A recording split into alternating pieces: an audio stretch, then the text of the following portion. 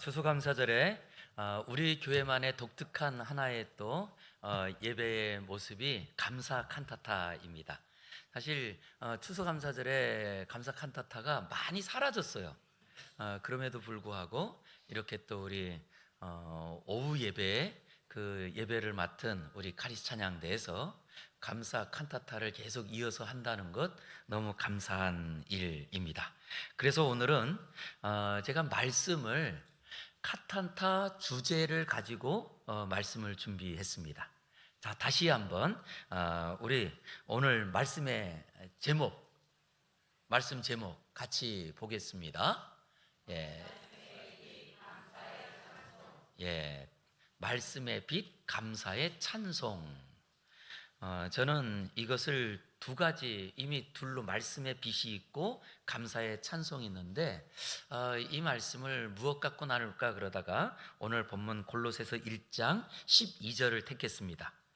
먼저 골로새서 1장 12절 앞부분에 보니까 우리로 하여금 빛 가운데서 살게 하셨다는 거예요.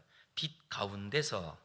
그럴 때 이 빛이라고 하는 이 단어가요, 신약과 구약의 전체 몇 번이 나오냐 하면 238회가 나옵니다. 빛이라고 하는 단어가. 사실은 이게 성경의 그 단독 단어로 한 이게 100번 이상 나오면 이게 굉장히 많이 반복되는 단어거든요. 그런데 빛이라고 하는 단어를 238회를 기록하고 있는데 창세기 앞부분부터 기록을 합니다. 하나님께서 우리에게 행하신 첫 번째 사역이고 가장 큰 사역이라고 할 수 있는 것이 창세기 1장에 있는 천지 창조 사역입니다. 그런데 하나님께서 이 천지를 창조하실 때 제일 먼저 하셨던 말씀이 뭐죠? 빛이 있으라 라는 말씀입니다. 이것을 창세기 1장 3절부터 보면 하나님께서 빛이 있으라 할 때 어떻게 됐다고요? 말씀하시니 빛이 생겼답니다. 그리고 4절은 말합니다. 빛이 하나님 보시기에 어땠어요? 좋았다고 합니다. 그래서 하나님이 나누셨대요. 어떻게 나누었대요?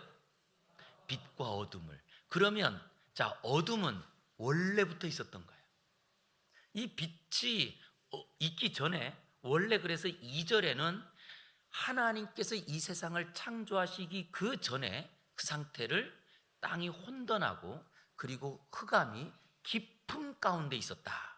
그러니까 완전히 캄캄한, 전혀 무엇이 어디에 있는지에 대한 구분을 할 수 없는 그냥 암흑이었다는 거예요. 그런데 그 암흑에 하나님께서 말씀하십니다. 빛이 있으라. 그랬더니 빛이 비춰지는데 이 빛이 하나님 보시기에 좋아서 어떻게 했느냐? 빛과 어둠을 나누셨대요. 그리고 그 다음입니다. 이렇게 둘로 나눈 다음에 빛은 뭐라고 그래요? 자, 빛은 뭐라고요? 청년부. 빛만, 빛 청년부만. 빛을 뭐라고 그래요? 밤? 예, 예. 우리 청년들이 같이 연합 예배를 드리는데 청년부에서만 예배 드릴 때는 눈을 안 감고 있을 텐데 여러 사람 앞에 오니까 그런지 부끄러워서 눈을 감았나요?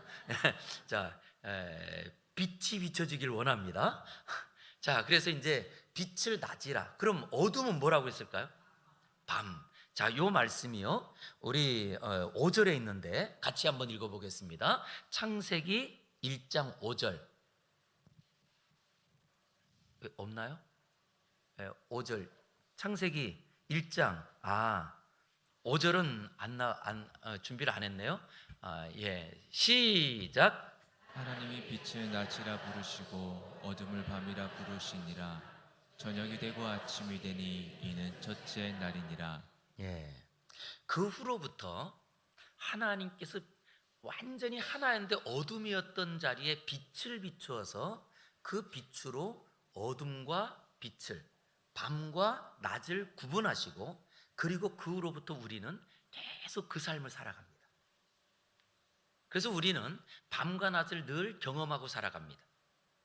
그럴 때 이 땅에 또 하나님께서 행하신 그 더 창세기에 있었던 그 놀라운 창조 사건보다 더 큰 사건을 하나님께서 일으키시는데 바로 예수님이 이 땅에 오시는 사건이에요. 그래서 예수님께서 이 땅에 오시는 사건은요, 첫 번째 천지 창조 사역이 있기 때문에 있는 거예요. 그리고 이 천지 창조 사건을 통하여 예수님께서 이 땅에 오시는 그 자리에 예수님을 누구라고 소개하느냐라고 했더니 빛이라, 이렇게 소개를 하는 거예요. 빛이라. 그러면서 그 빛을 요한복음 1장 6절부터 8절에 증거하는 사람이 있는데 그 증거하는 사람이 누구래요? 요한이라. 그래서 하나님께로부터 보내심을 받은 사람이 있는데 이 요한은 7절에 말합니다. 그가 증거하러 왔는데 곧 빛에 대하여 증언하고 모든 사람이 자기로 말미암아 그 빛을 믿게 하려 함이라. 그리고 8절 다시 읽겠습니다. 같이 읽겠습니다. 시작. 그는 이 빛이 아니요 이 빛에 대하여 증언하러 온 자라. 자, 세례 요한은 누구라고요? 예, 빛이 아니고 그 빛을 증언하러 온 자라. 그래서 세례 요한이 이 땅에 와서 예수 그리스도를 예비하는 사역을 합니다. 그리고 세례 요한을 통하여서 그 계속 예수님의 오실 길을 예비한 자리에 예수님께서 오셨어요. 그런데 그분을 성경엔 뭐라고 했느냐라고 했더니 빛이다. 그랬더니 자, 아까 빛은 뭐 하는 기능이 있었죠? 빛은 구분하는 기능이 생깁니다. 빛이 오기 전까지는 구분이 안 됩니다. 그랬던 자리에 그 빛이 비춰지니까 구분이 돼서 밤과 낮으로 구분됐어요. 그때 예수님께서 이 땅에 오셨을 때에는 구분을 할 수 없는 세대에 예수님께서 빛으로 오셨다는 거예요. 그분이 빛으로 오신 것을 성경은 뭐라고 하느냐? 말씀으로 오셨다. 그래서 실제로 우리의 모든 삶을 무엇으로 구분하느냐라고 했더니 빛이신 예수님께서 오셔서 말씀으로 우리의 삶을 구분해 주십니다. 그랬더니 말씀을 통하여 옳은 길이 있고 그른 길이 생기고 그 구분이 말씀이더라는 거예요. 그리고 아까 오전에 제가 말씀드렸던 우리가 동물을 먹는 것도 기준이 어디 있느냐라고 했더니 그 기준이 성경에 있는 것을 따라 모든 것을 양식으로 주었더니 우리는 소를 잡아먹으면서도 행복해해요. 사실 세상에 그 기준이 없는 사람은 오히려 살생이라고 말합니다. 그런데 우리에게는 그 말씀이 기준이 되어 그 안에서 행복하게 오히려 소고기를 먹으면서 그 소고기 중에서도 어떤 고기가 맛있을까요? 안심? 등심? 아니요, 어린 송아지. 그런데 그러면서 그것을 우리가 맛있게 먹고 우리에게 영양분을 섭취할 수 있는 그 기준이 어디 있느냐라고 했더니 말씀인 거예요. 말씀의 빛입니다. 그러기에 저는 우리 모든 성도님들이 말씀으로 구분된 빛 가운데 걸어가는 성도가 되기를 주의 이름으로 축복합니다. 그런데 그 말씀을 통하여 하나님께서 우리에게 주신 그 은혜가 있어요. 이것이 골로새서 1장 12절 가운데 있는 내용인데요, 같이 읽겠습니다. 시작. 성도의 기업의 부분을 얻기에 합당하게 하신 아버지께. 여기에 보니까 성도에 좀 비춰주세요. 너무 짧게 끝나요. 성도의 기업의 부분을 어떻게 했다고요? 얻기에 어떻게 하셨대요? 합당하게 하신 아버지. 그러니까 실제로는 우리는 성도의 그 기업, 하나님께서 우리에게 주신 약속을 받을 때에 우리는 합당하지 못한 존재예요, 원래는. 그래서 하나님이 어떤 약속을 해도 그 약속을 내가 받는다고 하는 것은 이것은 불가능한 존재였습니다. 그 이유가 뭐냐라고 했더니 하나님께서 주시는 약속은 곧 다른 말로 말하면 하나님의 것을 우리에게 주시거든요. 그런데 우리에게 죄로 말미암아 하나님의 것을 내가 바로 받으면 우리에게 화가 돼요. 이런 이야기가 마치 무엇과 같으냐 하면, 자, 어떤 분이 군밤을 구웠어요. 군밤을. 그리고 군밤을 딱 구워가지고 아주 그냥 그러면 군밤 구우면 껍데기가 좀 탁 벌어지고 있잖아요. 다 구운 걸 가지고 딱 거기에서 그거를 자자자 먹어. 그리고 입에 탁 넣어주면 어때요? 맛있죠? 진짜요? 뜨거워요. 식혀서 먹어야 돼요. 근데 그것도 군밤보다도 아예 진짜 그것보다 더 뜨거운 거라고 한다면 뭐가 그렇게 더 뜨거울까요? 뭐요? 잘 안 들려요. 크게 얘기. 근데 만약에 하나님께서 우리를 위해서 주신다고 금. 그런데 금 다 귀하잖아요. 그거를 녹여가지고 물이 탁 녹는 거 그거 갖고 야 너 가져라 그러고 우리한테 확 뿌려주면 화상 입어서 죽을 거예요. 우리에게 정말 귀한 거지만, 그런데 그것이 우리의 것이 되기 위해서는 금을 다 녹여가지고 아주 잘 녹인 그것을 식혀야지만, 그리고 그걸 가지고 그냥 덩어리가 아니고 그걸 또 만들어 가공해야 내가 반지도 하고 그리고 이렇게 하는 거예요.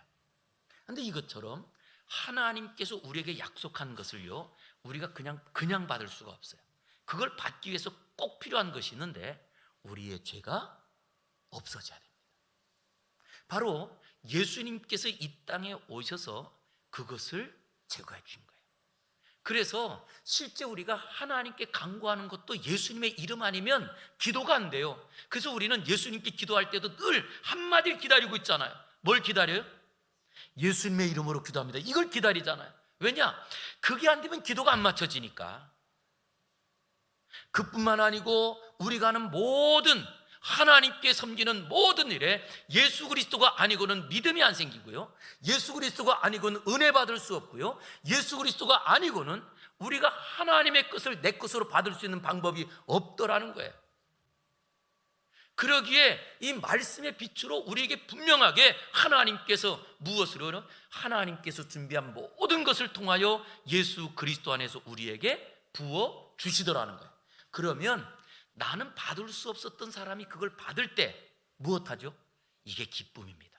그것을 오늘 본문 골로새서 1장 12절의 끝부분에 이렇게 고백합니다. 같이 읽어보겠습니다. 시작. 아버지께 감사하게 하시기를 원하노라. 예, 아버지께 감사하기를 원하노라. 우리는 오늘 그 감사를 그냥 마음의 원함이 아니라 이것을 가지고 우리가 감사의 찬양을 합니다. 성경에 보니까 아까 빛이라고 하는 이 단어가 238이라고 했잖아요. 감사라고 하는 단어가 192회예요. 192회. 238이나 거기서 이제 줄어서 192라고 할 때 차이가 좀 있긴 하지만 실제로 하나님께서 우리에게 빛을 주신 이유는 감사의 삶을 살라고 주신 거예요. 그래서 오늘도 우리에게 이렇게 하나님께서 낮을 주신 이유는 감사의 삶을 살라는 거예요. 그럼 저는 이렇게 말씀드리고 싶어요.